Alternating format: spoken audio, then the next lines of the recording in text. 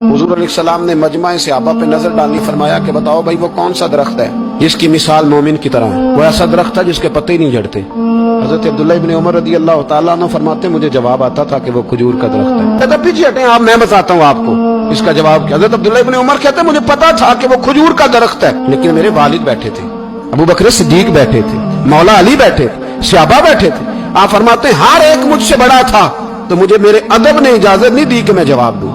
अल्लाह करे मेरी इस बात आपकी समझ में आए। सवाल का जवाब मुझे आता था, लेकिन अदब का तकाजा था कि मैं बड़ों की मौजूदगी में जवाब न दूं। हुजूर ने दोबारा पूछा, सहाबा खामोश रहे, तो फरमाया मैं बताऊं?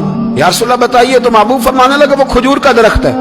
नबी करीम ने हज़रत अब्दुल्ला इब्न उमर की तरफ मोड़ के देखा, फरमाया मेरे गुलामों वो दरख्त है खजूर का।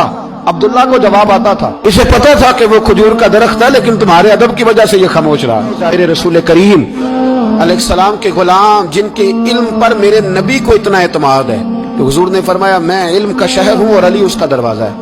और जनाब उमर फारूक जैसे लोग कहा करते थे कि अगर अली हमारे दरमियान मौजूद ना होते तो हम तो हलाक हो जाते। इनके मशवरे, इनकी बातें हमें महफूज रखती हैं। हजरत अली फरमाते मैंने नबी पाक से एक सवाल पूछना था। ऐसा तो नहीं ना कि उन्हें बातें नहीं आती थी, उनके तो इल्म का ये हाल है कि हुजूर ने फरमाया मैं अगर शहर हूं तो अली उसका दरवाजा है। तो फरमाते हैं कि मैंने नबी पाक से सवाल पूछना था। सवाल 14 दिन मैंने इंतजार किया।